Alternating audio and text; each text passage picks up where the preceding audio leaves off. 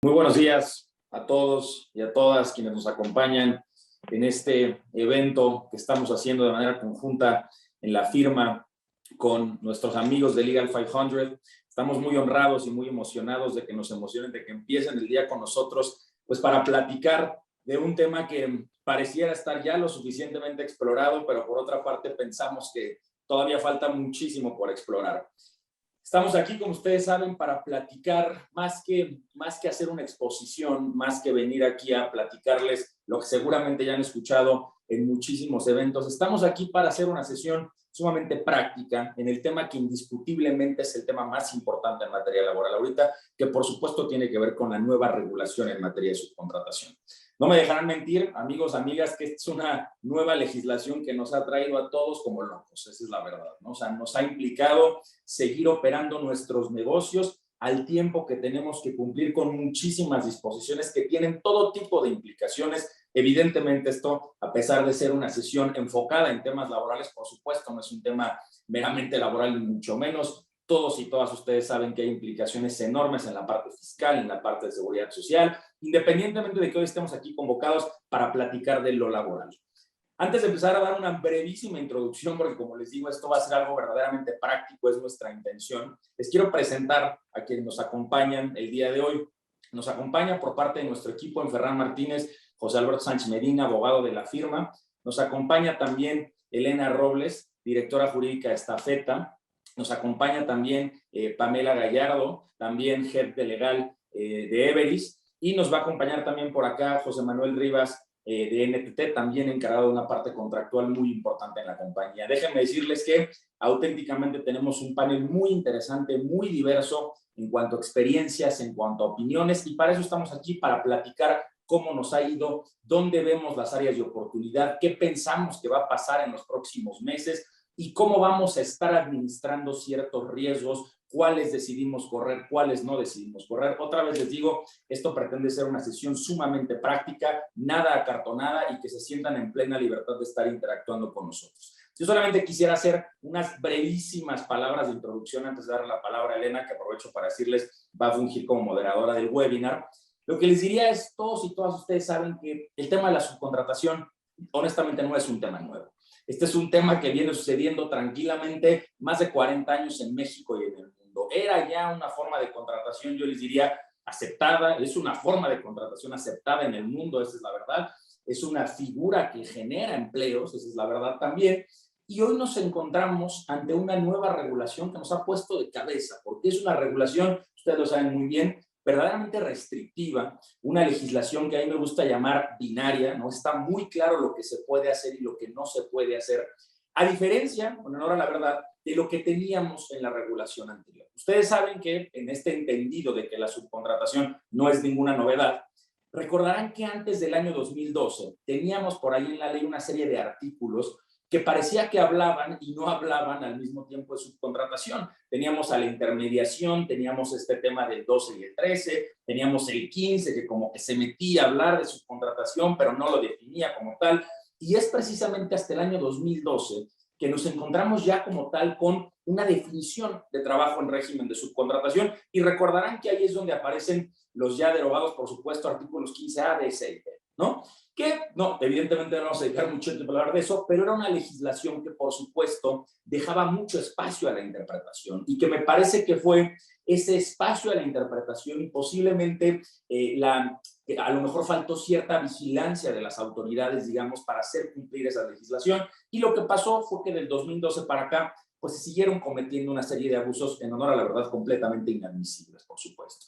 Y hoy nos encontramos, desde el mes de abril, ustedes lo saben muy bien, en una legislación, como ya les decía, verdaderamente restrictiva, binaria. Hoy en día tenemos muy claro lo que no se puede en el artículo 12 de la ley y lo que sí se puede en el artículo 13 de la ley. Y al mismo tiempo nos encontramos con un espíritu y un ánimo más fiscalizador que nunca. Hoy nos encontramos ante una situación en la que hay tal espíritu de colaboración entre las autoridades. Por supuesto, me refiero no solamente a la Secretaría del Trabajo, sino al IMSS, al SAT, a todos estos organismos fiscalizadores. Hoy más que nunca hay un ánimo de colaboración verdaderamente real. y creo que todos y todas aquí lo hemos visto, por ejemplo, en el momento que nos hemos tenido que registrar o ayudado a registrar a un cliente en el REPSE, ¿no? A todos nos ha tocado, digamos, esta prueba del ácido, ¿no? Que viene en el sistema por internet, en donde nos van a revisar si hay alguna deuda con el IMSS, con el SAT, con el Infonavit. Es un poco una invitación a abrir la capa, a confesarnos y a llegar ahí a buscar un registro sin el cual no vamos a poder seguir prestando servicios especializados. Y ya ni les cuento de las consecuencias, de las cuales por supuesto hablaremos, pero que ustedes también ya las conocen. Como les dije, mi primera participación aquí era meramente introductoria. Quería presentarles a nuestro panel, quería darles la bienvenida a este evento de la firma con Legal 500, agradecerles, por supuesto, a nuestros panelistas, y sin más, mi querida Elena, te cedo la palabra en tu carácter de moderadora y muy agradecido que nos acompañes por acá. Muchas gracias, Carlos. Buenos días a todos los que nos acompañan y muchas gracias, Legal 500 y Carlos, a tu firma y a tu equipo por la invitación. La verdad es que es un honor estar en este panel y moderarlos a ustedes en un tema que ha sido para todos, como ya bien lo dijiste, muy retador en muchos sentidos y nos ha traído un poco de cabeza en los meses recientes. Ciertamente esta reforma o el tema de la subcontratación, como ya lo apuntó Carlos, no es un tema nuevo. Se han venido dando a lo largo de los años distintos tipos de regulaciones que pretenden definir qué se puede y qué no se puede en materia de subcontratación. Esta reforma nos ha obligado, y voy a hablar desde mi perspectiva como abogada, directora de un grupo empresarial, directora jurídica de un grupo empresarial, nos ha obligado a hacer una cirugía mayor a las empresas, conservando la oferta de valor que cada empresa tiene en negocios que están en marcha a todo vapor. Es como si el día de mañana te dicen, oye, tienes que entrar a quirófano, vas a tener una cirugía a corazón abierto, pero a las 2 horas tienes que salir caminando como si nada hubiera pasado e irte a trabajar. Eso es lo que ha implicado para las empresas. Y el papel de los abogados en la implementación de esto, obviamente, como líderes de proyecto, no solo al interior de las empresas, sino al exterior, por conducto de nuestros asesores externos, ha sido crucial. No es la primera vez que las empresas, y no me dejarán mentir mis colegas aquí en el panel, enfrentan cirugías mayores de distintos tipos, ¿no? Puede haber razones de tipo comercial, puede haber razones de tipo pandémico, no fueron cirugías mayores, pero nos obligaron a las empresas el año pasado a replantearnos la forma en que estábamos operando de manera muy rápida. Sin embargo, esta sí es una cirugía mayor que está siendo derivada de reformas sustanciales a distintas leyes. Y aunque es una reforma de carácter laboral, tiene implicaciones, como ya bien lo dijo Carlos, muy importantes y trascendentes en materia fiscal y de seguridad social, no lo tengo que decir, y eso aprovecha e impacta a toda la organización, en todas sus áreas. No es un tema exclusivamente de jurídico o de recursos humanos. Esto ha tenido un impacto crucial en las organizaciones y por eso me gusta mucho el ejemplo de la cirugía a corazón abierto, porque quien tenga una cirugía de esa naturaleza pues va a tener después que cambiar su alimentación, su estilo de vida, es probable que le quede por ahí una secuela, no lo sé, ¿no? Pero es una cirugía mayor que impacta a todo el organismo, ¿no? Y la idea de esta conversación, como ya lo dijo Carlos, es pues que nuestros colegas en la mesa nos puedan compartir cómo han vivido desde adentro de sus empresas y como consultores externos la implementación de esta reforma. Obviamente desde su papel como abogados, sí, pero también desde su papel como líderes guiando a la organización en esta implementación. Aquí el liderazgo en esto ha sido crítico, ha sido muy importante, ¿no? Yo creo que ha puesto a prueba la capacidad de adaptarnos de las organizaciones, eso es muy importante. Yo siempre he dicho que triunfa el que se adapta más rápido y el que le entiende rápido y sabe por dónde, ¿no? Y también la idea de esta conversación es pues que podamos compartir aquí mejores prácticas, ¿no? Razonamientos, qué hemos hecho, qué nos ha funcionado, qué no nos ha funcionado. Creo que, digo, con esta pequeña introducción, me gustaría entrar a la primera pregunta para nuestros panelistas. Decía Carlos al principio, y no sé si estoy tan de acuerdo con él, que ya tenemos claro todos lo que se puede y lo que no se puede. Y yo pregunto, ¿de verdad lo tenemos claro? Es decir, sí ya está muy clara la definición de lo que está prohibido y lo que está permitido con esta reforma. O sea, ¿es en serio que lo tenemos claro?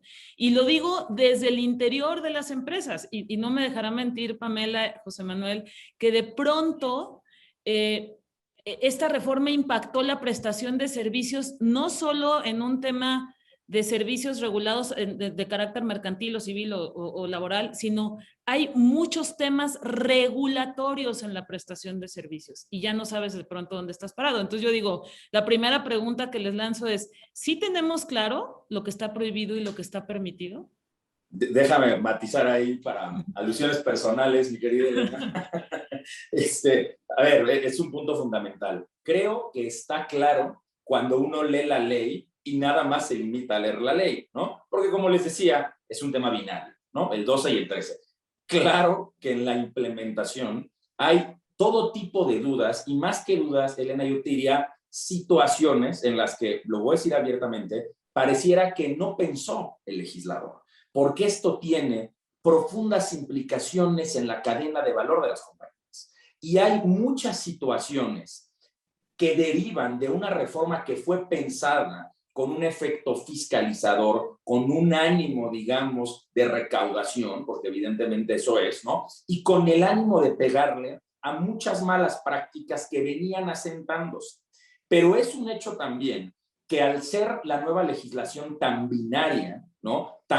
El hecho de que no deje espacio prácticamente a la interpretación, máxime cuando conocemos las sanciones, ha generado, por supuesto, una preocupación muy importante en el sector empresarial porque nadie quiere correr ningún riesgo porque las consecuencias son las que son. Pero yo nada más para contestar tu pregunta y empezar ya a abrir un poquito la mesa, lo que te diría es que no se nos olvide que independientemente de esta reforma, hay figuras civiles, comerciales, que por supuesto que están a salvo, ¿no? Y que no han sufrido esta modificación. Un poco lo que les quiero decir es, no todo lo que suena a subcontratación es subcontratación, porque ahora estamos volteando a ver a lo mejor problemas donde no necesariamente los hay, a lo mejor pidiéndole registro a proveedores nuestros que posiblemente no tendrían por qué sacarlo, y la lógica es muy entendible, nadie quiere correr riesgo fiscal, laboral, mucho menos el penal, ¿no? Pero me parece que también como consultores, consultoras, abogados y abogadas de empresa y de despacho, y para eso estamos aquí, nos corresponde subir el nivel de la discusión. Porque no todo lo que suene a subcontratación y subcontratación, por supuesto que hay figuras civiles que siguen a salvo, ¿no? Y que hay que respetarlas y darles el tratamiento que merecen. Y me parece que ahí, Elena, está una de las líneas más delgadas y en donde, coincido contigo, por supuesto que no está claro y vamos a ver en el camino cómo se va comportando la fiscalización de este tema, la burocracia del Estado y cuáles son los precedentes que se van generando. Yo con eso abriría y, por supuesto, abriría ya el panel a Pamela, Pepe y José.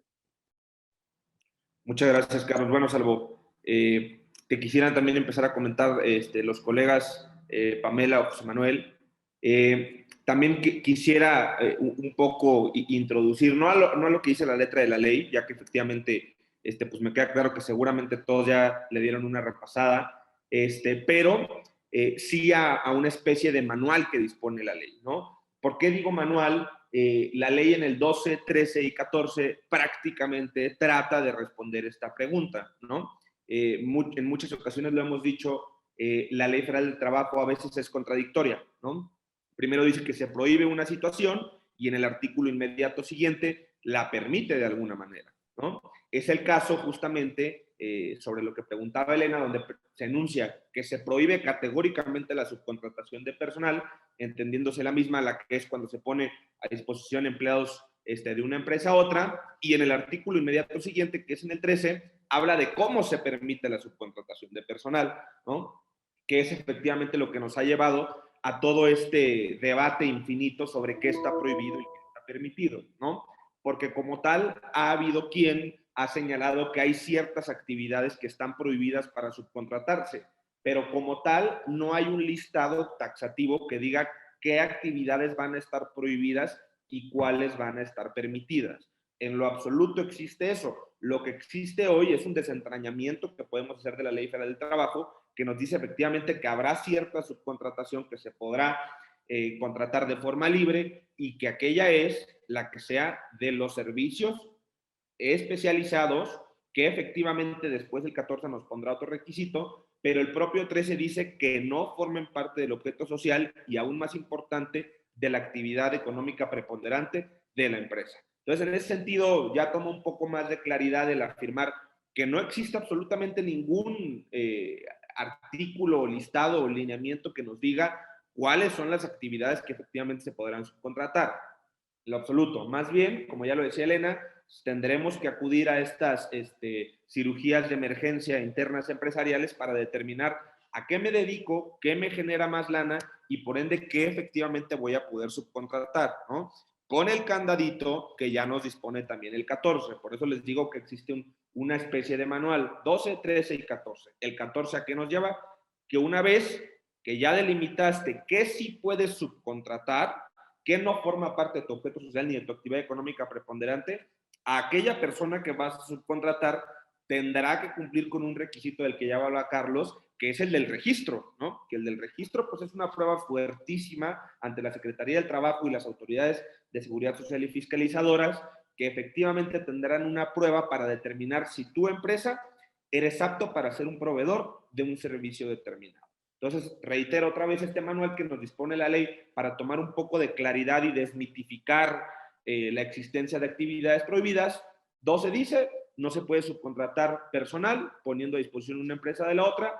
El 13 dice que sí se podrá, no actividad económica preponderante ni objeto social.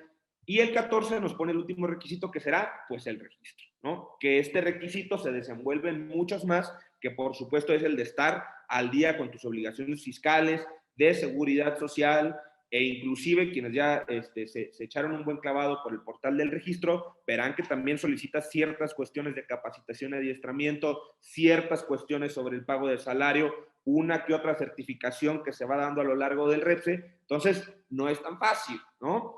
No actividades prohibidas, ningún listado, pero sí un extra cumplimiento en todos los sentidos de quien va a contratar y de quien será proveedor.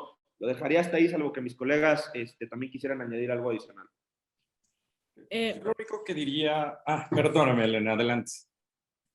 Perdón, José Manuel, a reserva, esto que nos están diciendo Carlos y José es súper claro en términos de la ley, pero va a ser muy importante escucharlos a ti, José Manuel, y a Pamela, cómo se vive esto dentro de la empresa, porque les voy a lanzar dos preguntas relacionadas a reserva de lo que tengas que decir y que nos están haciendo nuestro público.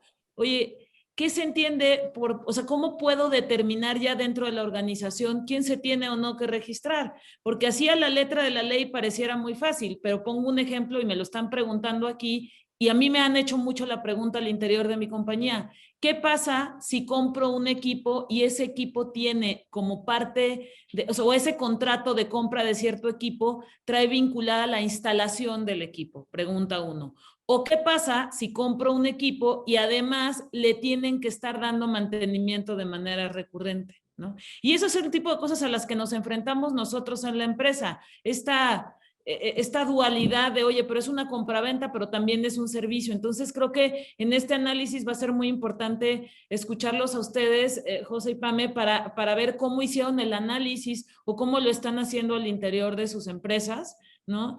Y sobre todo dónde eligen poner el tema de te registras, no te registras, porque además en esto no es, se los pido a unos y a otros no, hay que ser consistentes en el criterio. En el momento en que decidiste que cierto servicio es especializado para tu compañía, son todos esos servicios, no algunos, no la negociación que hagas con un proveedor particular. Aquí hay que ser consistentes, ¿no? Entonces, les dejo la palabra a José y Pame, perdón que te interrumpí, José.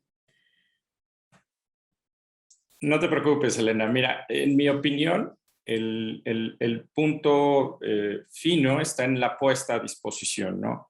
en el comentario que tenías o en los servicios que tenías o el ejemplo que ponías, pues obviamente el especialista precisamente en esta tecnología es quien toma estas decisiones, ¿no? No es el cliente mismo, ¿no? Finalmente el cliente pues adquiere o compra un equipo y señala en dónde se va a instalar, ¿no? Pero las decisiones definitivas y los especialistas o quien configura el equipo considerando las especificaciones técnicas, etcétera, etcétera, pues es propiamente la compañía que presta el servicio, ¿no? Y con esto pues escapa un poco del tema de puesta a disposición, ¿no? Entonces, en mi opinión, ese pudiera ser el elemento que te permitiría distinguir entre qué servicios requieren de registro y qué otros servicios no lo requieren, ¿no?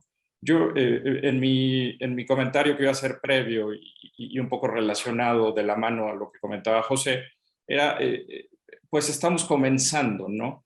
La fecha límite para la obtención del registro es el 1 de septiembre y dada esta incertidumbre que hay en el ambiente, en la posición que van a tener las autoridades, en mi opinión, la posición que deberían tomar las compañías es la más conservadora, ¿no?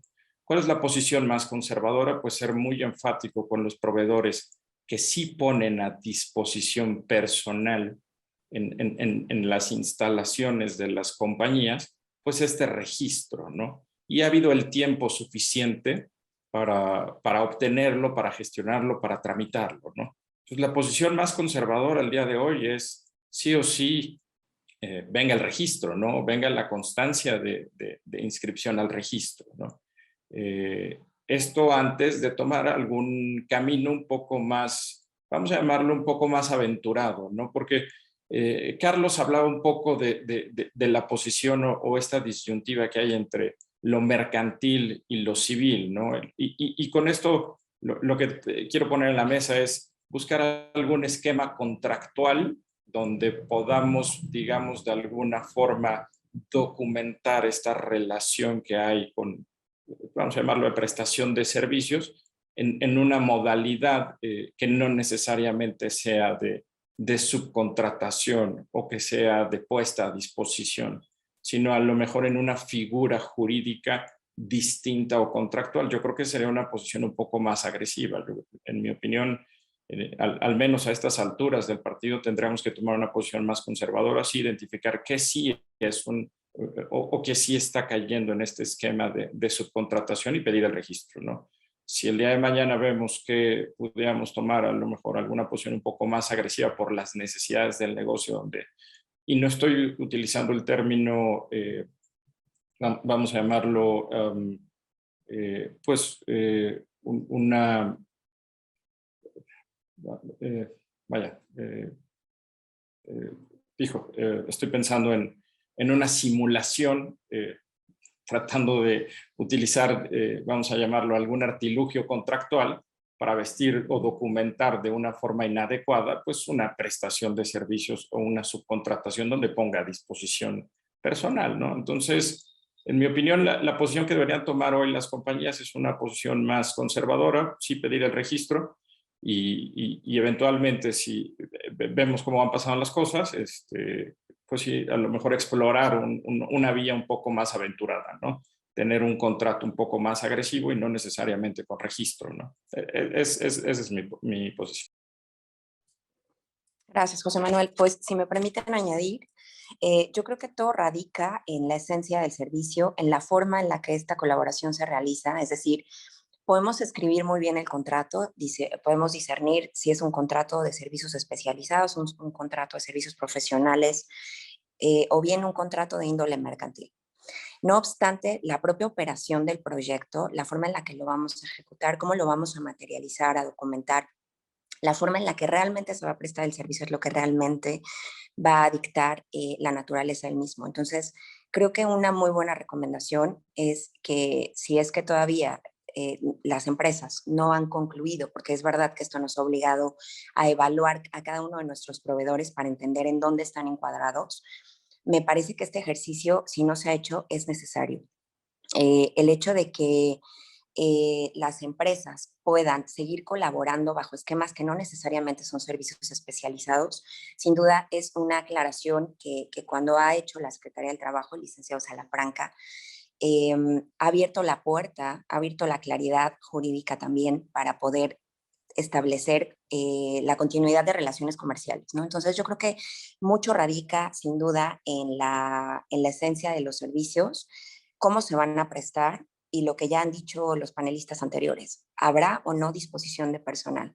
Creo que esa sin duda es una clave importante y bueno, habrá que cuidar muchos otros aspectos a nivel contractual, de materialidad y demás, pero coincido, ser conservadores sin duda es lo más adecuado. Me parece que también el hecho de que las áreas estén inmersas en lo que implica una u otra cosa, porque hoy los abogados ya podemos manejarnos con cierta soltura respecto a si es especializado o no, pero no todos lo tienen tan claro, ¿no? Entonces hay que trabajar otras áreas, entiendo que a lo largo del panel iremos desahogando otros puntos, pero en resumen, me parece que la distinción está en la forma en que se presta el servicio y en la puesta o no del personal a disposición del cliente final. Del cliente. Muchas gracias, Pamela. Creo que habré ido tomando algunas notas de lo que estamos discutiendo y han salido algunos puntos interesantes, ¿no?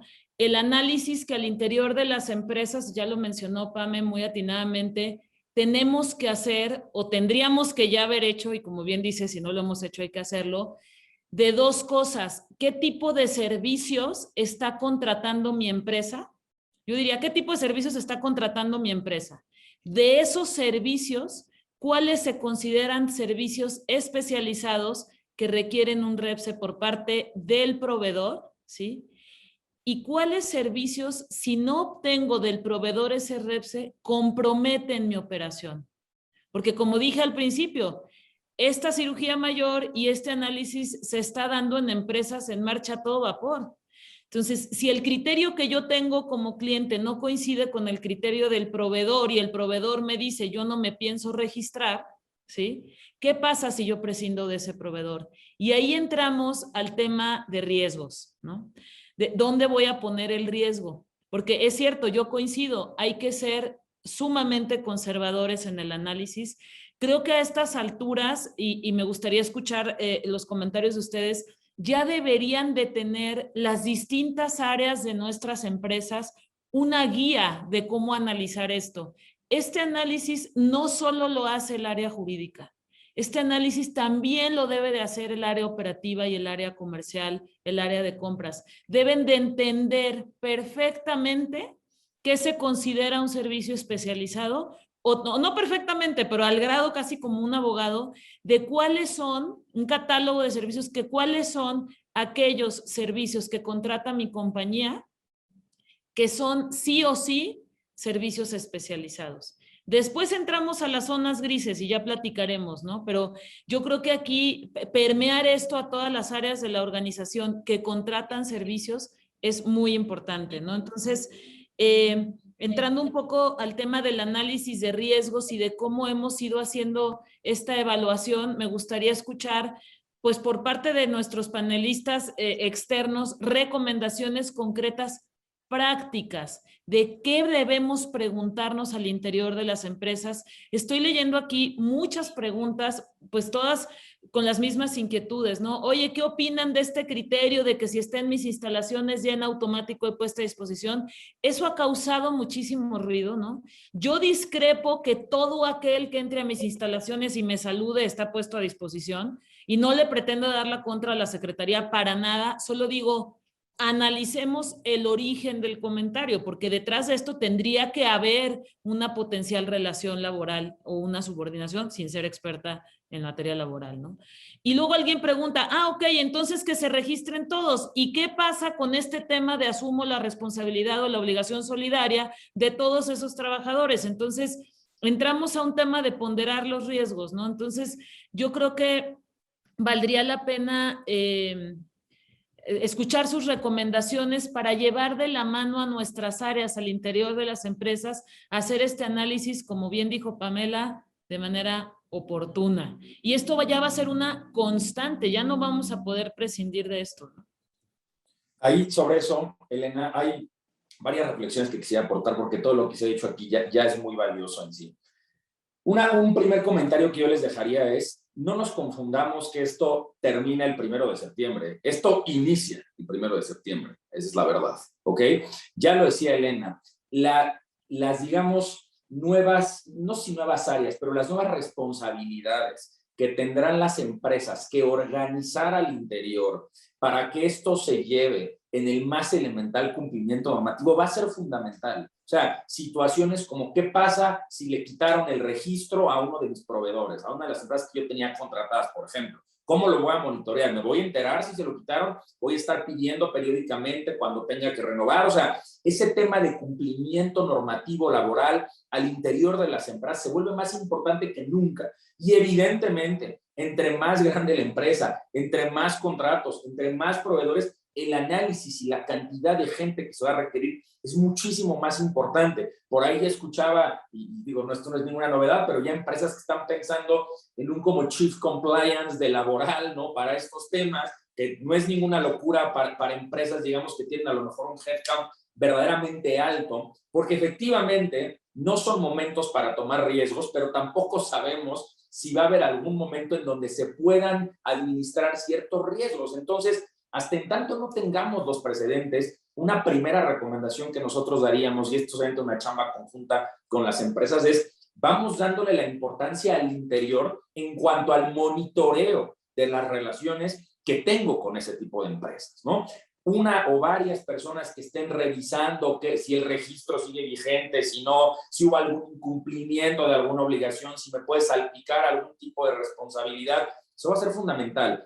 Ahora, y nada más para redondear el comentario que hacía Elena, y yo por eso al principio hablaba un poquito de sí no correr riesgos, estoy de acuerdo, pero también subir el nivel de la discusión, porque si vamos a pedirle un registro a cualquier persona que pise mis instalaciones, pues entonces el día de mañana que yo le pida a alguien que vaya a mi casa a reparar cualquier cosa, le voy a tener que pedir su REPSE, ¿no? Porque de otra manera no va a poder operar. Entonces, podemos llegar a situaciones verdaderamente absurdas, ¿no? En donde situaciones que a lo mejor nada tienen que ver con su contratación como tal, en razón de las sanciones que existen, nos entra este sentimiento de quererle pedir el registro a todos, ¿no? Yo coincido contigo, Elena, no me parece que el criterio sea quiénes están en mis instalaciones. Me parece, y esto es evidentemente un tema de opinión, porque por supuesto que ahorita no hay suficiente de dónde agarrar, pero lo que les diría es, me parece que el criterio tiene que ser si hay o no laboralidad en esa relación, de dónde vienen las instrucciones, a quién le responde la gente de esa empresa. Si yo le doy instrucciones a esa persona, ¿me las tiene que obedecer o puede no obedecerlas? ¿O va a ser la otra empresa la que le dé las instrucciones? Yo creo que seríamos muy simplones jurídicamente si simplemente dijéramos aquel que pise mis instalaciones. No, yo creo que tenemos que ir mucho más allá y me parece que el criterio tiene que ser dónde está la laboralidad, de dónde vienen las instrucciones, a quién obedece esta persona, y me parece que a partir de ahí podemos empezar a desentrañar un concepto que evidentemente es nuevo y por eso les digo todo esto es opinión, pero me parece que por ahí tiene que ir y no quedarnos en algo tan simple y cotidiano como poner el pie en unas instalaciones. Yo ahí lo dejaría y por supuesto escucharía a mis colegas. De acuerdo, Carlos, y en ese mismo sentido, la ley y los lineamientos que salieron para dar un poco de claridad en el tema del REPSE no abundaron más allá de lo que pues, en teoría ya sabemos, ¿no? De la puesta a disposición, de lo especializado del servicio o de cualquier otra cuestión pues muy jurídica y que no abunda, ¿no? Pero a mí me gustó mucho el planteamiento que dices, Elena, sobre que cada área debe hacer un estudio muy enfático sobre el tema, ¿no? Porque evidentemente siempre los abogados laborales estamos en mucha chamba del Know Your Client, ¿no? Saber específicamente qué hacen, cuántas áreas hay involucradas, pero muchas veces en compañías muy grandes es imposible llegar a todos los rincones, ¿no? Entonces, es de suma importancia escuchar a todas las áreas comerciales y operativas para que ellos nos den luz sobre, por ejemplo, alguna empresa chiquitita, pero que a lo mejor pone a disposición 3 o 4 trabajadores en un área de mantenimiento de hidrocarburos, que nosotros pues no sabemos absolutamente nada de eso, pero esas personitas que están involucradas en el tema pues prácticamente ven a los contratados como sus compañeros de trabajo, y nosotros desde legal, como no vimos un contrato de millones de pesos, pues no lo volteamos a ver y no pusimos la lupa en ese sentido, ¿no? Entonces, lo operativo muy importante con cada área, que se siente hacer un detalle, una lista de proveedores y sus funciones para ver qué tanta materialidad y laboralidad existe entre ambos, para ver si en ese sentido se puede contratar. Y un segundo tema, que ya lo decía Carlos también, es un poco el tema comercial. Sucede mucho que también, bueno, no consiguió el registro dicha empresa y efectivamente parece que sí pone a disposición empleados, pero yo ya le di un anticipo de la mitad del contrato que va a durar 5 años y medio, y me pones a mí en un problema financiero porque ya pagué la mitad de mi operación y hoy en día tengo que darlo por terminado o suspenderlo en razón de que no cumplió este requisito. Entonces ahí vamos a hacer, pues en primera un estudio muy profundo y los malabares de los que hablaba Pepe hace un momento, de entender si yo puedo realmente documentar esto de otra manera o simplemente esto encuadra en el supuesto de lo que requieren las leyes laborales y de alguna manera u otra, pues o suspenderlo o darlo por terminado, otra vez haciendo el estudio ya no con los especialistas legales, sino con los especialistas operativos y financieros que están en cada empresa, que ellos nos van a decir realmente qué sucede en el day to day de dicha operación y así saber qué le pido yo a mi proveedor. Y eso que estás diciendo, yo sé que aquí hay muchos, algunos abogados externos y también muchos abogados de compañías. Hay que asegurarnos que nuestros abogados externos conozcan nuestra industria, conozcan cómo operamos. Esto es, el abogado externo de alguna manera, y vuelvo al ejemplo inicial, es como tu internista. Si no conoce todo lo que te duele y todas tus bondades, y ahora sí que lo voy a decir y quizás les dé risa, todo tu cuerpecito, no te va a poder ayudar. Entonces necesita conocer tu industria, ¿sí? Y abogados externos, involúcrense en de verdad conocerla. Yo he escuchado en este tema muchas opiniones súper bonitas, pero lejanas, muy lejanas de lo que verdaderamente sucede en una empresa, ¿no? Ahora, Elena, a mí me gustaría complementar con esto. No satanicemos el registro, ¿no? Yo se los dije desde el día 1 en la compañía, ¿no? Esta es una ventaja competitiva. Si hoy tenemos registro, si hoy nos registramos, hoy cumplimos con la ley, vamos a poder salir a ofertar servicios, ¿no? Versus a lo mejor algún competidor que aún no tiene el registro, ¿no? A partir del 1 de septiembre, bueno, pues las compañías que tengan el registro van a tener una ventaja competitiva que les va a permitir colocar sus servicios delante de los competidores, ¿no? ¿Por qué delante de los competidores? Porque va a haber gente o va a haber empresas que no lo tienen, ¿no?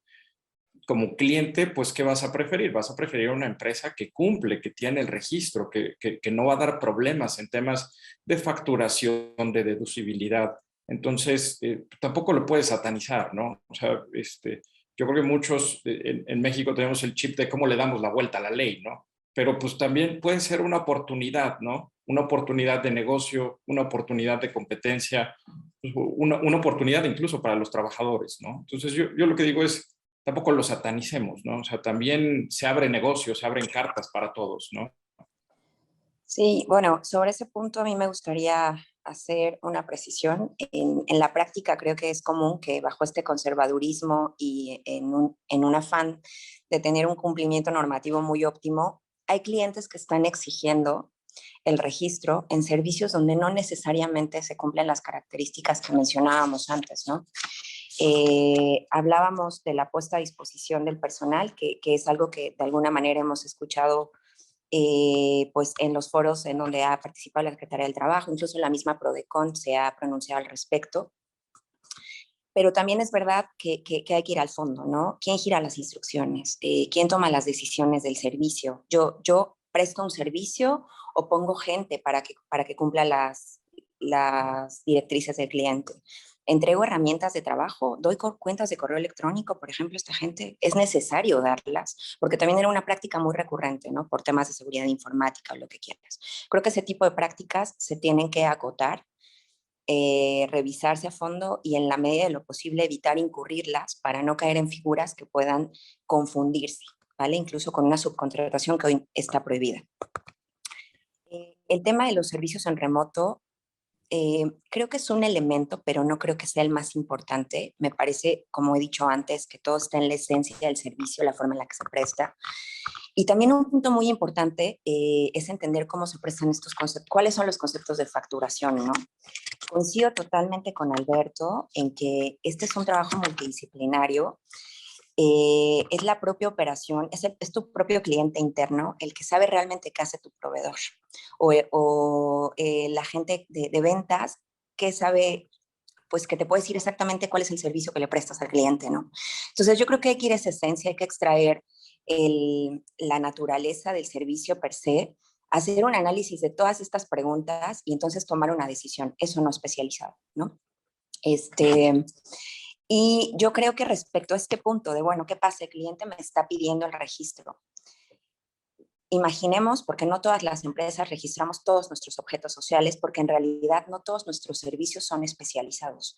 Podemos tener la característica de haber discernido ciertos servicios que sí solemos prestar bajo esta modalidad y algunos otros que pueden ser, como en nuestro caso, consultorías.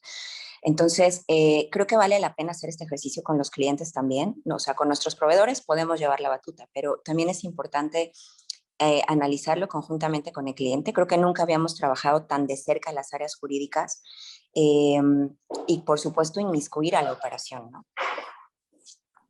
Muchas gracias, Pame.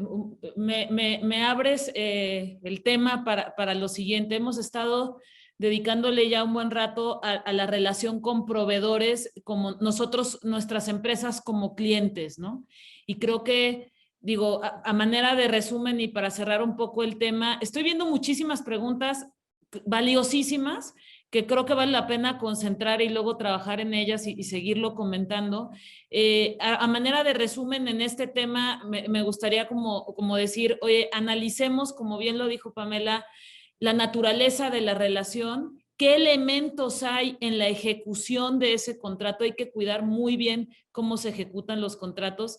Me ha pasado de pronto analizar situaciones donde de verdad el contrato es de naturaleza mercantil, pero a la hora de ejecutarlo ya lo estás convirtiendo casi en una relación laboral por un descuido, ¿no? El tema de correos, etcétera, ¿no? Entonces, yo creo que vale la pena, digo, tener esta guía para todas las áreas. Coincido con Pamela que nunca habíamos tenido que trabajar tan de cerca. Ya creo que mi director de operaciones me alucina un poco porque lo he metido a 17,000 llamadas por horas, ¿no? Para poder entender, porque para nosotros es muy importante poder entender cómo se opera y poder ajustar esto, ¿no? Ahora, decía que Pamela me abrió el tema. Ahora si quisiera voltear a ver la relación que hoy tenemos con los clientes. Esto para aquellas empresas que prestan servicios, ¿no? O aquellas empresas que prestamos servicios. Ya lo decía José Manuel hace unos momentos, puede resultar una ventaja competitiva, sí, yo coincido, siempre que el registro te aplique, ¿no? Y yo creo que aquí el prestador del servicio, en este caso las empresas, con sus clientes, tenemos otra vez que sentarnos. Ya hablamos de la evaluación de riesgos de cara a proveedores, a sentarnos a ver qué tipo de cláusulas aceptamos en nuestros contratos de servicios que hoy prestamos a clientes y qué tolerancia al riesgo tenemos en nuestras negociaciones, ¿no? Yo creo que aquí, y he sido yo muy insistente en distintos foros al decir esto, nadie quiere quedarse con el riesgo. Y entonces de pronto te encuentras con negociaciones donde te dicen, si quieres que te dé el contrato, me vas a tener que responder por siempre y para siempre y por todo lo que venga, ¿no? Y para mí el razonamiento es, yo creo que esta reforma ha cambiado, como dije, ha cambiado la forma de realizar muchas operaciones y tenemos que entender que tiene riesgos para todos. No puedes endosarle el riesgo al otro, así nada más, ¿no?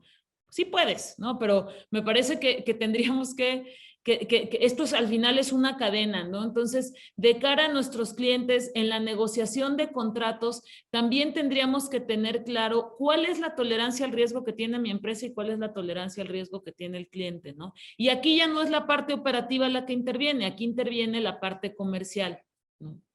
No sé si quieran hacer algún comentario en este tema.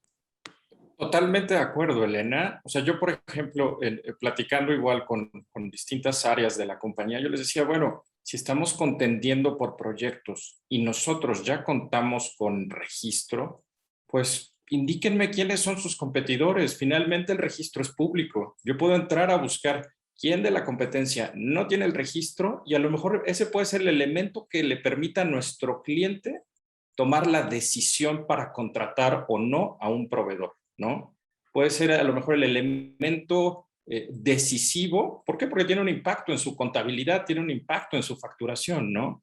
Entonces, pues insisto, sí tiene una connotación de brindar a las compañías que cuentan con el registro, al menos en esta etapa que es un poco, vamos a llamarlo, de incertidumbre, pues una ventaja competitiva. Y yo insisto,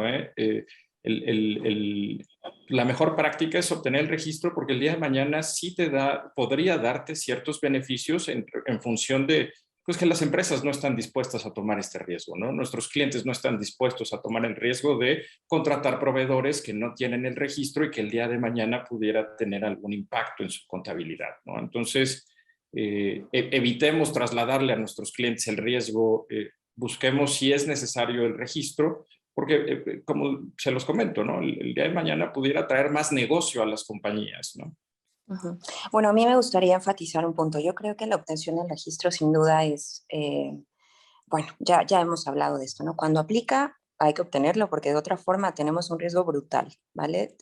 Tanto el que recibe el servicio como el que lo presta. Nunca habíamos visto estas multas. Son multas, la verdad es que sumamente altas, que ahora sí llaman la atención de la alta dirección. Pero creo que también hay que tener en cuenta que la manutención del registro es algo con lo que nos vamos a enfrentar en un futuro no muy lejano, ¿vale? Estamos a nada de presentar el primer reporte. El 17 de septiembre se presentaría el primer reporte cuatrimestral por el primero y el segundo cuatrimestre, ¿no? Hasta el 1 de mayo. Y lo que quiero decir es considerar que por cada servicio que yo estoy encuadrando como especializado, tengo que cumplir con toda esta reglamentación, tengo que presentar estos informes cuatrimestrales y tengo que llevar un control exhaustivo. Entonces, me parece que la carga administrativa también es relevante. Por ello, sí que me gustaría enfatizar la importancia de diferenciar cuando los servicios que prestas sí son especializados y cuando no. Y por otro lado, los servicios que te prestan, que pueden o no también caer en este rubro, ¿no? Creo que es un tema, hoy todos vamos al registro, hemos ido corriendo, porque nuestros propios clientes nos han obligado también a ello, pero hay que ver un poco más allá. La manutención de este registro y lo que implica a nivel de autoridades es muy relevante.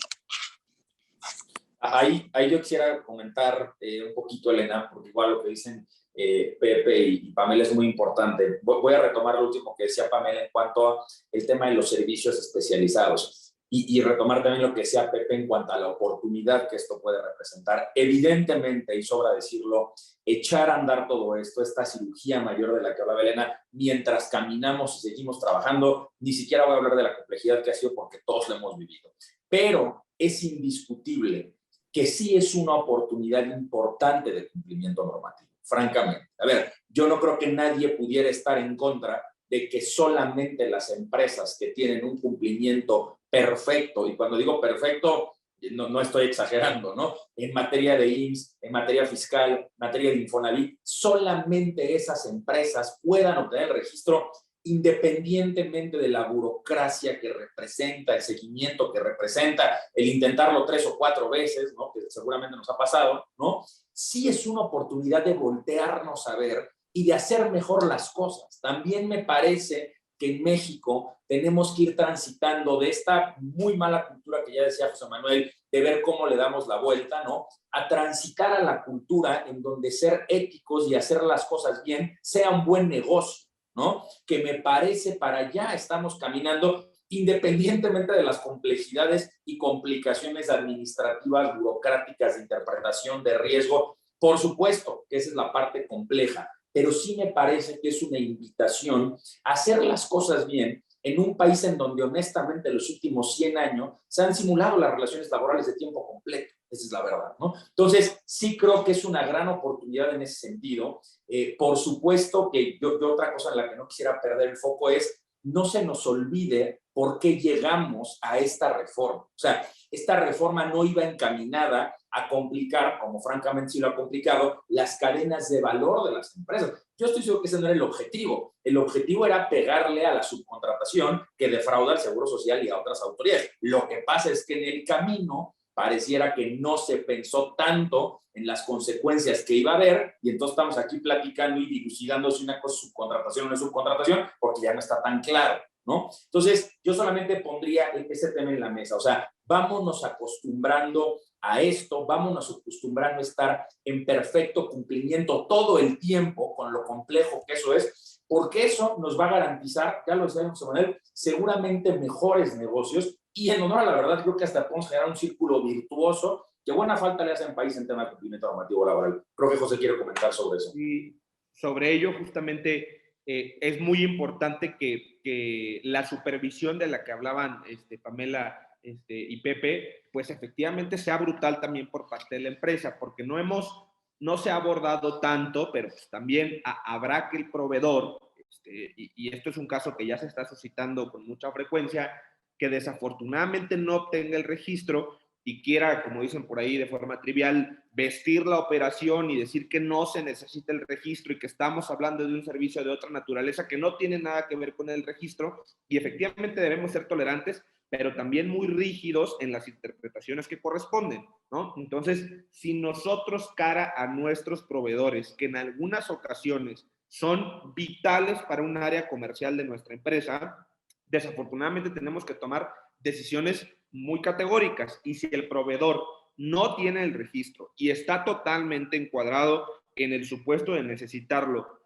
dirían en el ejecutivo, llueva, truene o relampaguee, el registro se obtiene, ¿no? Porque desafortunadamente, si no, como ya lo decía Elena, el riesgo lo compartimos todos, ¿no? No es de uno, de otro, no he hecho la pelotita para mi vecino, de ninguna manera, ¿no? Entonces, ¿esto qué implica? Que nosotros también como clientes forzamos a lo que dice Carlos, que nuestros proveedores hagan las cosas bien, ¿no? Porque ya hemos tenido bastante estudio en este sentido, que el REPSE ni siquiera te deja avanzar si detecta un adeudo mínimo de una de las instituciones de seguridad social. El mínimo me refiero a 10, 20, 30 pesos. Entonces, ya no hablemos de que si se niega por un tema interpretativo, no te deja avanzar en el portal.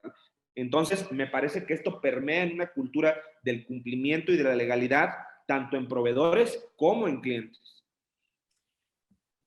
Muchas gracias, José. Yo creo que el tema de determinar si es un servicio especializado y pedir el registro y demás, primero y antes que nada debe atender a al carácter genuino de servicio especializado, como se entiende hoy en la ley, ¿no? Es decir, yo siempre pienso para resolver un problema, los problemas que resolvemos los abogados al final son problemas de la vida. Apégate a la verdad. ¿Qué es lo que estás haciendo? No le busques. ¿Qué estás haciendo? Y si eso que estás haciendo es un servicio especializado, regístrate, ¿no? Y como dice Carlos, elevar el nivel de la discusión. Para cerrar el tema de servicios especializados y REPSE, porque tenemos otros comentarios también interesantes en temas de administración de riesgos y demás. Solo me gustaría, Carlos, preguntarte tu opinión respecto de los servicios compartidos de los grupos empresariales. Si se deben registrar, si no se deben registrar. A mi juicio y a la letra de la ley, que a mí no me gustó cómo quedó la redacción, es confusa.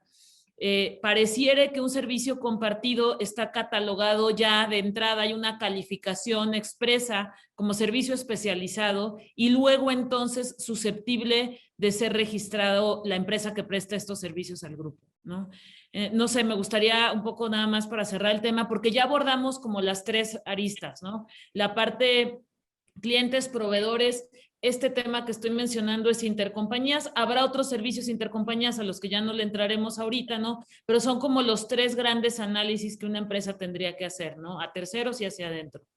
Claro, un tema muy importante, Elena. A ver, y empezaría diciendo y retomando lo que platicabas tú sobre este carácter de servicios especializados antes de meterme al tema de los servicios intercompañías. Hoy tenemos una ventaja que no teníamos en el año 2012, que es que ahora sí, por criterios de la propia Secretaría, tenemos una idea mucho más clara, o una idea por lo menos, de lo que debe considerarse especializado. Recordarán que por ahí circuló hace como 2 meses esta definición que en palabras más o menos lo que decía era este tipo de servicios que agreguen valor, me parece que esa era la palabra, el término clave, ¿no? Que agreguen valor, cuenten con las licencias, las capacitaciones. Hombre, una manera de decir algo que verdaderamente se justifique, que te aporte algo que tú no haces. Por ahí va el tema de la especialización. ¿Y por qué les digo que es una ventaja? Porque en el año 2012, cuando apareció aquella reforma, cuando por primera vez se definió el trabajo en régimen de subcontratación, la gran pregunta era, recordarán que el wording era el mismo,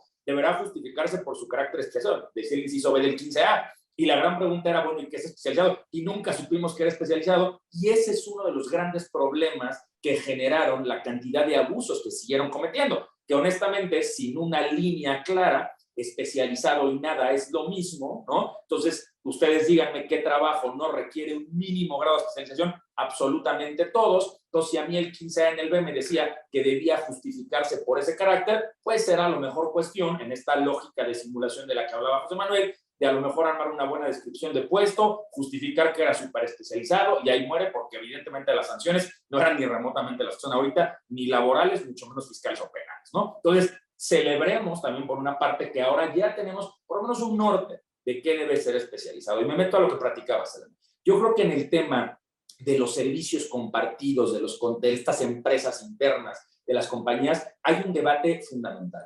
Porque efectivamente el artículo 13 dice expresamente que los servicios u obras complementarias o compartidas prestadas entre empresas de un mismo grupo empresarial también serán considerados como especializados, y el disclaimer es siempre y cuando no formen parte del objeto social ni de la actividad económica preponderante. O sea, pareciera que la lógica es la misma, ¿no? O sea, vamos a meter a algunos en el mismo saco, ¿no? La lógica es la misma, especializado en contraste con objeto social y actividad económica preponderante, pareciera que ahí no hay pierde.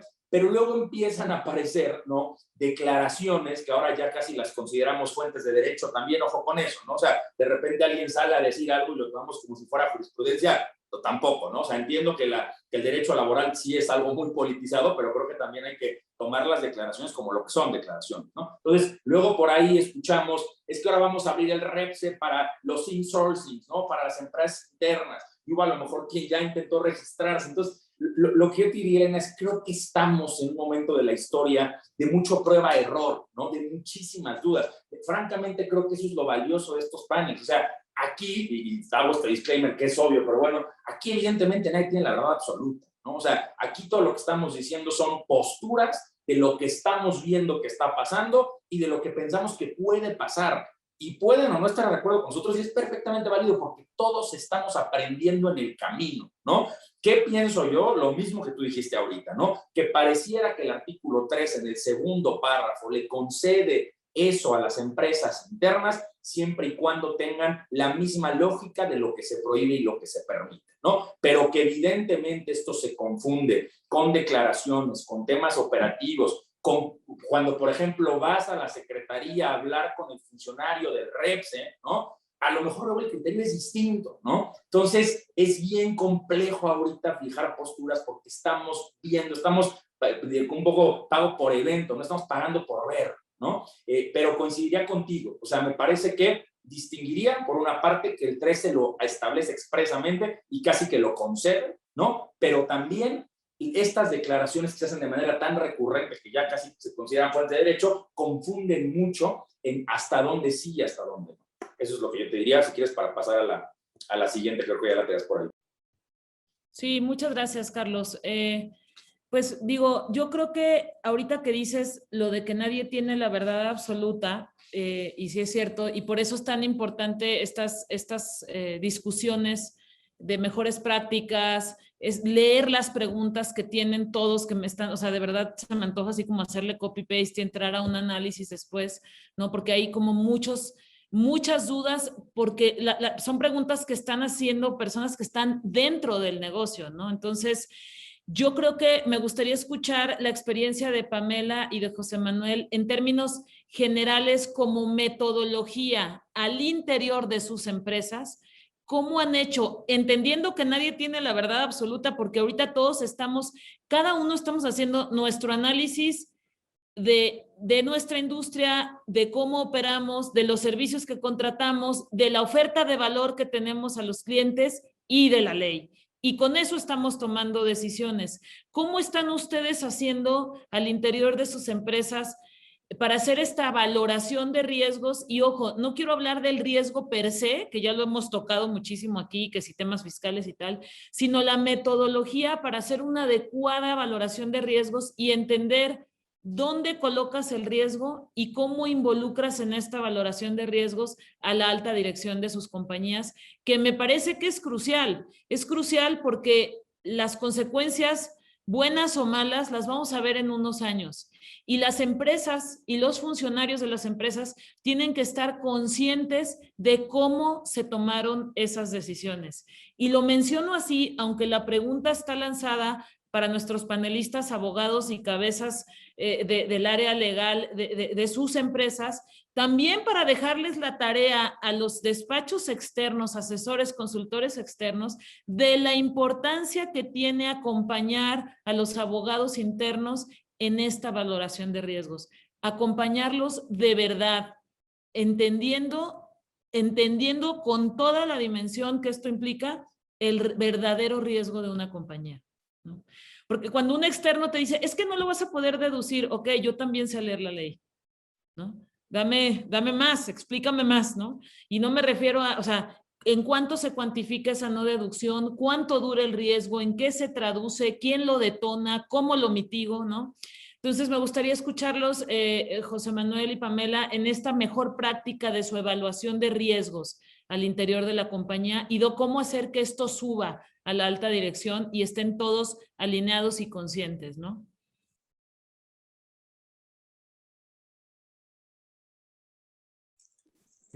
Bueno, ahí Elena, lo primero que te diría es y reforzando un poco mi primer comentario, mi primera participación es, todavía estamos en la etapa de ser conservadores, ¿no? ¿Y qué es ser conservadores? Es si los servicios que prestas se encuadran dentro de esta nueva clasificación de servicios especializados, regístrate. Si tienes proveedores que pudieran, no estoy diciendo encuadran, pudieran encuadrar en esta nueva clasificación de servicio especializado, solicítales el registro, ¿no? Mi primera recomendación cuando revisé la reforma es hagamos un inventario, ¿no? Y hagamos un inventario tanto de contratos con clientes para identificar si los servicios que prestamos se encuadran en esta nueva clasificación, y hagamos un inventario de proveedores, ¿no? Para identificar qué proveedores nos prestan este tipo de servicios y desde el día 1 empujar para la obtención del registro, ¿no? Esto para evitar o tratar de minimizar el riesgo, ¿no? ¿Por qué? Porque el día de mañana, y no estamos exentos de, ¿no? ¿A qué es a lo que me refiero? Bueno, pues va a haber proveedores que manifiesten que el servicio que están prestando no es especializado, no te exhiben el registro y la pregunta de los 64,000 pesos es, ¿y el 1 de septiembre las facturas se las pago o no se las pago? Y por las consecuencias fiscales que pudiera tener es, ¿las agrego o no las agrego en mi contabilidad, no? Precisamente en esta etapa de incertidumbre, ¿no? Entonces, yo lo que te diría es en una primera instancia, pues tratar de ser lo más cauteloso posible, ¿no? Y a veces vamos a tener que, digo a veces, ¿no? Pero vamos a tener que llegar a la posición de decir, continúo haciendo negocios con esta compañía que no tiene registro, que en mi interpretación pudiera requerir registro, o le suspendo los servicios, ¿no? Y a partir de cuándo le suspendo los servicios, ¿no? ¿Por qué? Porque, insisto, otra vez está el riesgo de caer en este incumplimiento, vamos a llamarlo fiscal, ¿no? Para las compañías, ¿no? Yo lo que te diría, y perdóname por tomar un poco la puerta fácil, ¿no? Estamos en el momento de ser cautelosos todavía. Yo, en mi opinión, todavía no estamos en la posición de decir cómo sí salen las cosas y empecemos a asumir la totalidad del riesgo, ¿no? Entonces, al menos es mi opinión al respecto, en dónde estamos y a la fecha en la que estamos, ¿no? Probablemente el 2 de septiembre tendría una posición un poco más agitada, ¿no? Te diría, bueno, pues pues en vista de que algunos proveedores incumplidos pues no han exhibido el registro y que esto impacta directamente en nuestras operaciones, pues tendríamos que empezar a planear el cómo continuar con los negocios, pero alguien tendría que asumir este riesgo, ¿no? Y encontrar el modelo jurídico para trasladar adecuadamente este riesgo, ¿no? Con todo lo que pueda implicar, ¿no? Porque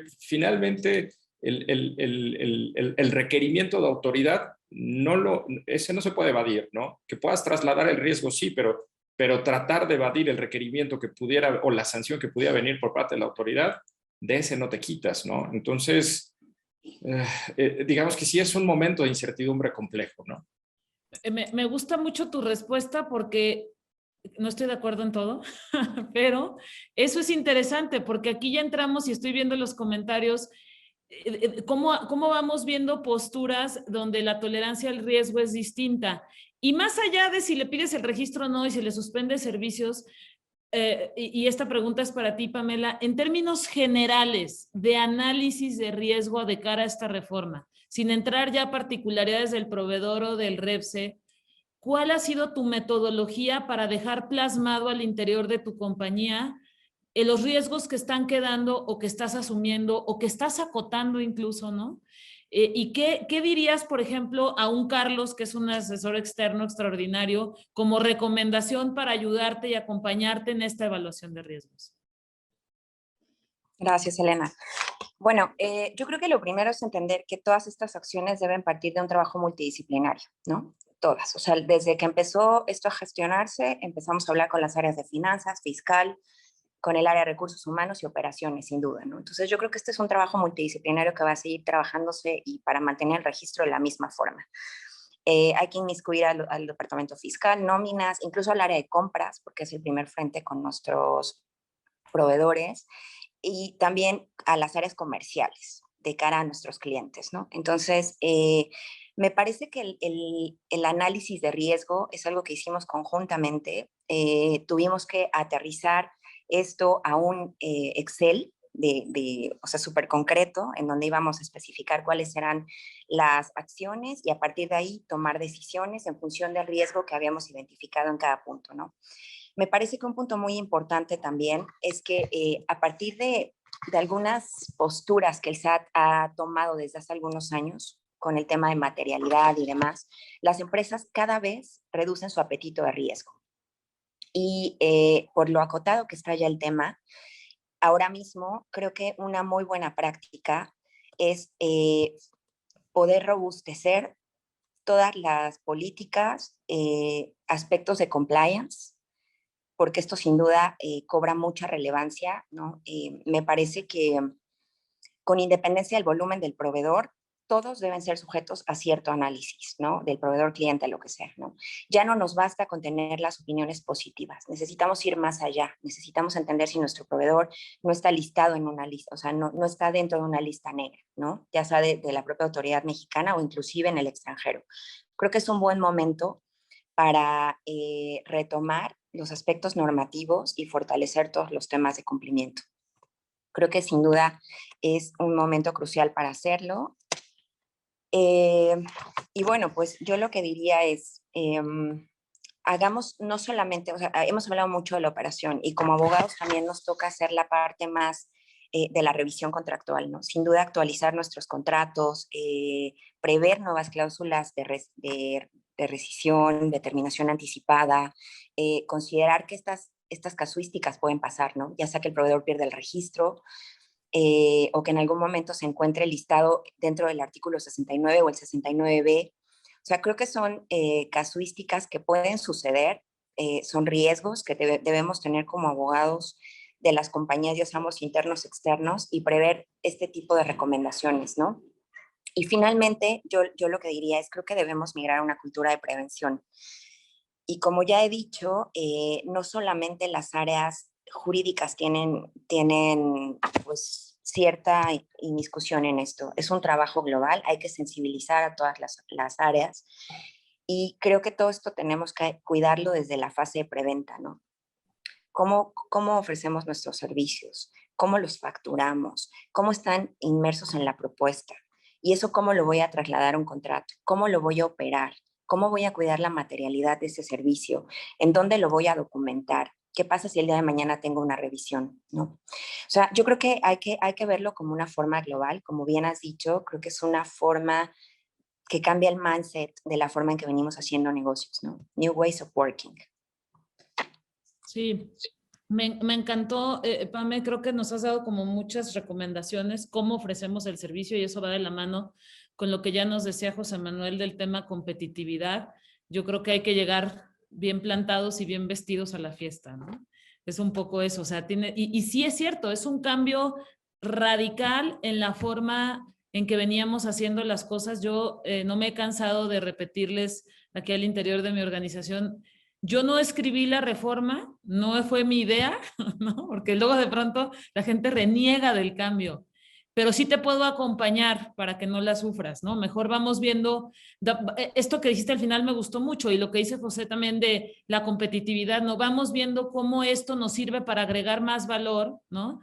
Y vamos cambiando la forma de hacerlo, en que hacíamos las cosas antes.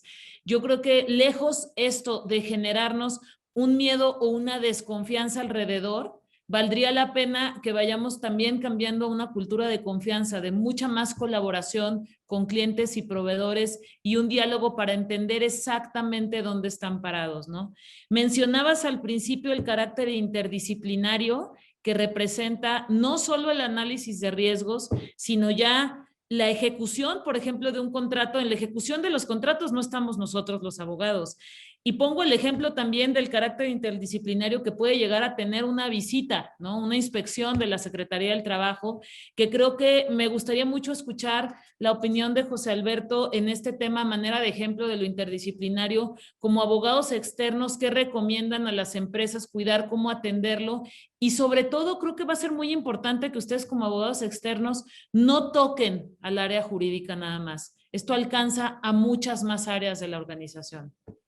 De acuerdo, muchas gracias, Elena. Y efectivamente, voy a comenzar por lo último que comentas.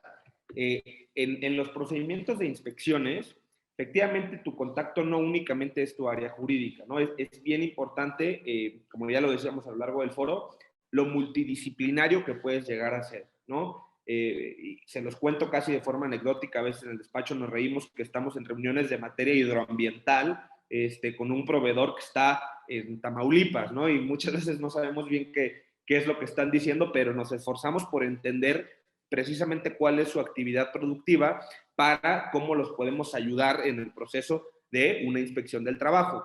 Porque como lo sabemos, pues las inspecciones se meten hasta revisar las telarañas del último almacén que está otra vez en el municipio más recóndito del estado de Oaxaca. Entonces, es bien importante que cara a esto, pues tomemos todas las previsiones necesarias, porque por ahí han dicho varios colaboradores que todos estos cambios se materializarán en dos vertientes. Una, ya lo decía Pepe, en la facturación, y otro, en el laboral, en las inspecciones. Es donde la Secretaría se dará cuenta con lupa cómo estás operando, ¿no? Entonces, nosotros ya hemos, por decirlo de alguna manera, implementado todos los mecanismos posibles con todas las áreas posibles para llevar un detalle de documentación sobre lo que va a suceder cara, y les decimos así, a las nuevas inspecciones del trabajo, ¿no? Donde tu revisión ya no constará sobre un checklist de documentación muy acotado, sino realmente tendrás que meter a los archivos, tanto de condiciones generales de trabajos como de seguridad e higiene de varias empresas, no solo de la inspeccionada, porque ¿qué sucedió cara a la reforma? Hubo tantas sustituciones patronales que ayer yo me llamaba Juanito y hoy me llamo José, ¿no? Y para la Secretaría del Trabajo eso debe tener un historial claro del por qué te llamabas A y ahora por qué te llamas B, y cómo cumplías cuando eras A y cómo cumples ahora que eres B. Entonces, triplicamos la documentación que estamos exhibiendo y sobre todo, y de repente ahí, como tú bien dices, Elena, nos reclaman a nosotros porque les mandamos mucho más chamba a las áreas administrativas para que soporten de toda la documentación necesaria y por fin podamos mostrar una cara distinta a la Secretaría del Trabajo, abrirles lo que hicimos, un proceso de sustitución patronal, pero yo antes cumplía y hoy cumplo aún más para que ellos se den cuenta de que todo está en orden, ¿no?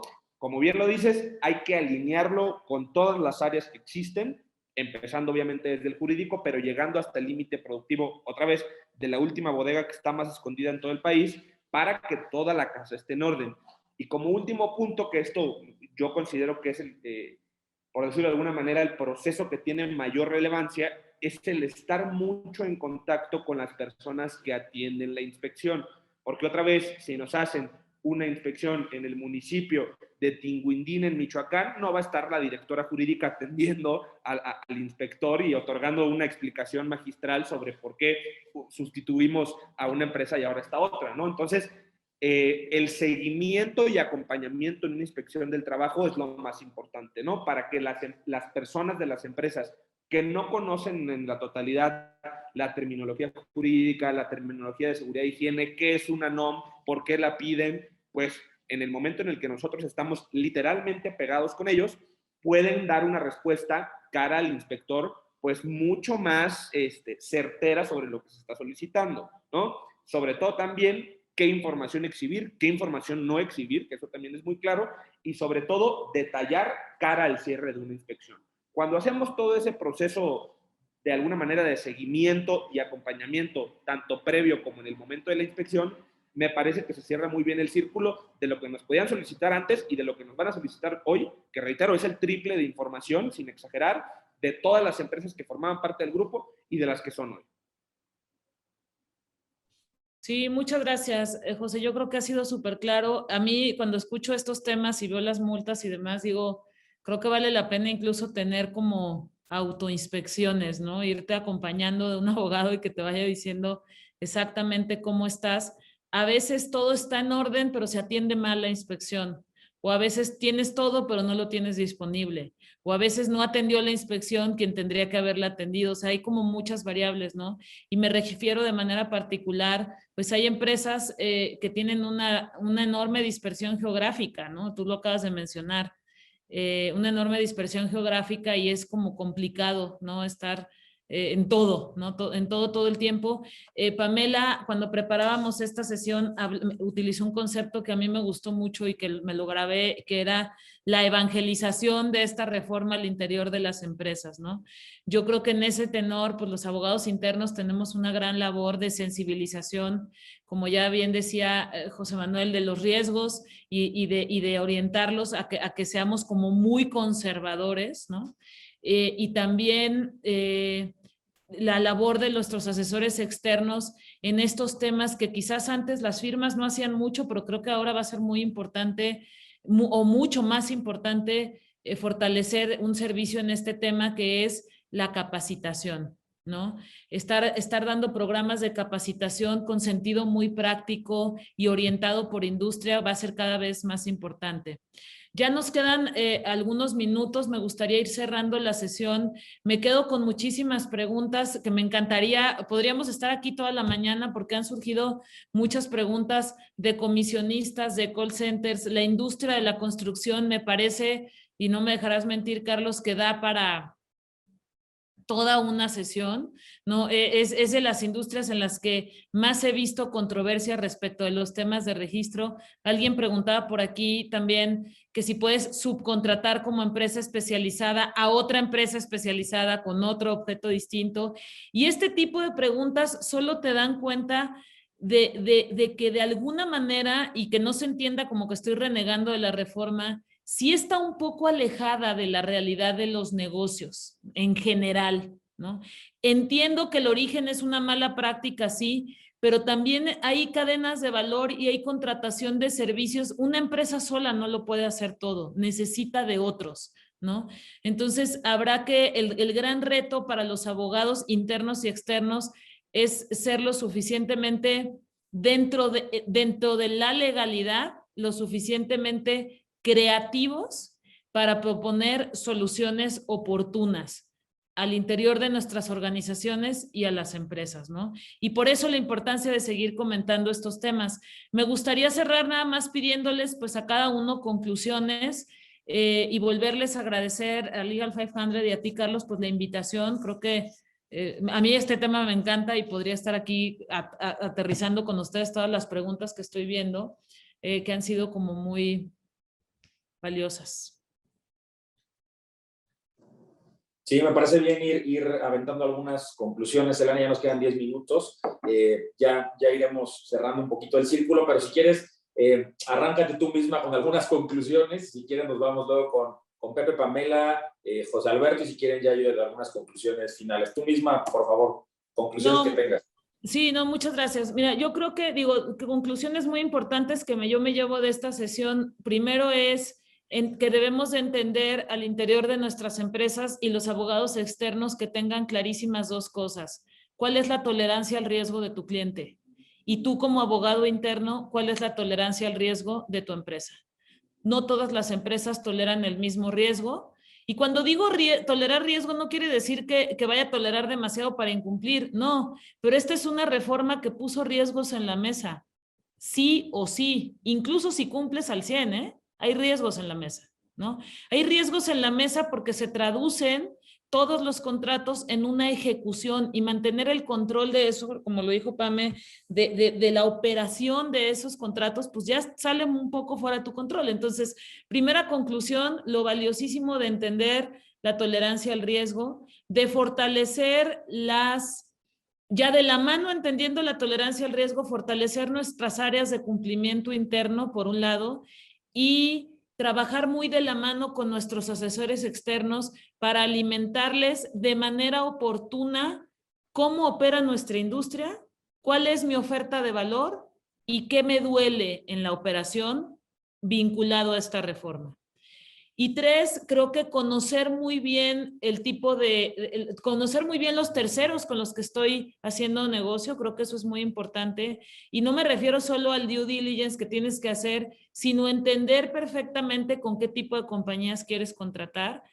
Algo que a mí particularmente me ha gustado de la reforma, lo tengo que decir así, es que nos está obligando a todos a limpiar la casa. Y por el bien de este país era necesario limpiarla. A lo mejor nos está obligando de una manera dolorosa, porque es una reforma dura, pero dentro de todo, pues qué bueno que están muchos limpiando la casa y poniendo la casa en orden, ¿no? Lo que dijo Carlos de te tienes que llegar a confesar, ¿no? Es un poco eso, esas serían mis conclusiones. Y bueno, yo creo que tantas preguntas técnicas de casos muy particulares, creo que como abogados vale la pena que abramos el diálogo. Yo he tenido muchas conversaciones con directores jurídicos en distintos chats, en distintos foros. Vale la pena que compartamos estos criterios, estas prácticas, para de manera colaborativa irnos nutriendo de esto, ¿no? O sea, yo creo que no se vale de, no, yo tengo mi criterio y no te lo comparto. Ok, habrá temas de competencia y lo que sea, ¿no? Eso te iba a decir. Sí, pero a ver, siendo abogados, no dejemos de ser abogados. O sea, estas preguntas que yo estoy viendo aquí me parecen valiosísimas, ¿no? Entonces, digo, qué bueno que se dan estos foros y esas serían mis conclusiones. Les cedo el micrófono. Creo que me extendí un poco. No te preocupes, Pepe, Pamela, conclusiones rápidas, por favor. Mira, sé que va a sonar muy ambiguo, pero esta es una época de incertidumbre y francamente es una época bien interesante, ¿no? Y es una época bien interesante y voy a tomar un concepto del que hablaba Elena, ¿no? Hay que dar soluciones creativas. Siempre este tipo de reformas, este tipo de modificaciones nos ponen a los abogados a pensar mucho, ¿no? Porque las posiciones, bueno, la legislación es clara, ¿no? Pero las soluciones que se plantean día a día en las compañías, pues tienen que ser realmente creativas, ¿no? Y me refiero a y Pamela adelantaba un poco esto, ¿no? Temas tan interdisciplinarios como tú quieras, ¿no? Por ejemplo, a mí en ocasiones me llegan consultas relacionadas con, y voy a poner a lo mejor un poco tarde el tema en la mesa, ¿no? La facturación. ¿Cómo es la facturación antes del 1 de septiembre y cómo debe ser la facturación después del 1 de septiembre, ¿no? Para mis clientes, para mis proveedores. Creo que ahí es muy importante tener una especie de guías para las distintas áreas de las empresas. Yo creo que es mi mejor recomendación. Generar una especie de playbook, una especie de recomendaciones, porque quien ejecuta el día al día las actividades, pues no son los abogados, son otro tipo de personas con distintas especializaciones. Y en la medida en la que la información y las mejores prácticas discurran hacia estas áreas de la corporación, vamos a evitar problemas, ¿no? Este tema de la facturación, como se les comentaba, el tema de los contratos, el tema de las cláusulas que pueden tener o no los contratos, y todo este due diligence que hay que hacer tanto hacia los clientes como hacia los proveedores, ¿no? Entonces, insisto, mi recomendación al día de hoy es seamos cautelosos, esta incertidumbre va a pasar por las buenas o por las malas. O sea, por las malas, pues vamos a empezar a ver las primeras sanciones, por las buenas, pues va a crecer el negocio para algunas compañías, para otras no. Entonces, creo que es mejor si compartimos precisamente las buenas ideas y también las malas, ¿no? Siempre estar a la expectativa de qué le sucede al vecino de al lado por a lo mejor una mala decisión tomada, ¿no? De acuerdo, Pepe. Muchas gracias. Pamela, por favor. Gracias. Pues yo reiterar lo que han dicho los panelistas anteriores y simplemente sugerir que se establezca una política clara de servicios especializados. Lo que ya mencionaba Elena, creo que hay que evangelizar y trabajar muy estrechamente con las áreas operativas, compras con las áreas de negocio, no dejarlo porque lo entienden, pero ya a la hora de ejecutarlo uno se puede topar con sorpresas. Entonces eso hay que ser enfáticos hasta que todos estemos en el mismo tren. Es importante fortalecer los procesos de due diligence, pero también nuestros procesos de cumplimiento normativo. Nuestras áreas de compliance también tienen que ponerse las pilas aquí. Y básicamente es esto, ¿no? Trabajar estrechamente con las áreas fiscales, de recursos humanos, las áreas operativas.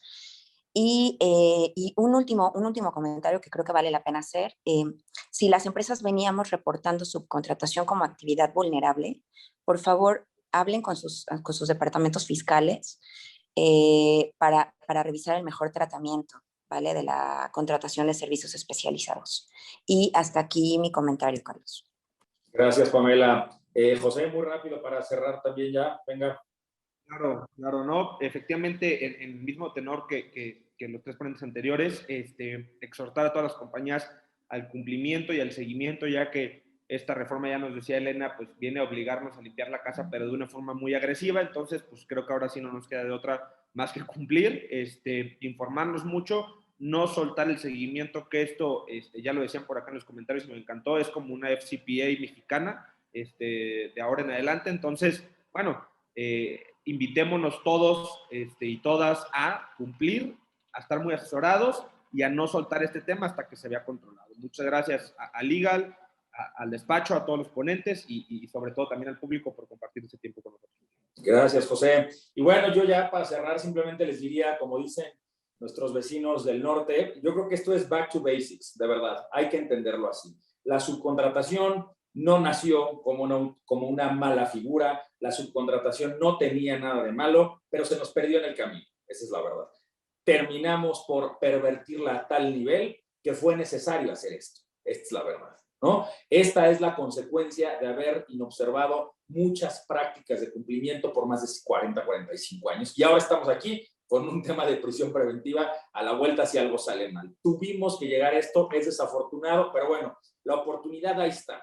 Yo retomaría lo que dice Elena, sí, por supuesto que es una reforma a la que le faltó toda la visión de negocios. Hay muchas cosas en las que la reforma no pensó, porque fue pensada desde una perspectiva de vamos a pegarle a la simulación y no nos importa lo que nos llevemos en el camino. Esa es la verdad, ¿no? Y entonces, pues bajo esa lógica fue que estamos ahora todos y todas tratando de cumplir lo mejor que podemos, administrar y disminuir todos los riesgos posibles. Yo les diría, vamos regresando a las bases, vamos volteándonos a ver, vamos viendo qué podemos hacer mejor. La subcontratación no tenía nada de malo, la hicimos mala, así como los contratos por tiempo determinado no tienen nada de malo, también está quien los hace 25 veces y se convierten en malos. Entonces, las figuras como tal no son malas. Esta es la consecuencia de haber hecho las cosas mal por 50 años. Vamos a tomar esta oportunidad para voltearnos a ver, limpiar la casa, regresar a las bases y ayudar a que nuestro país deje esa cultura de simulación tan característica en el tema laboral, que francamente no es buena para absolutamente nadie.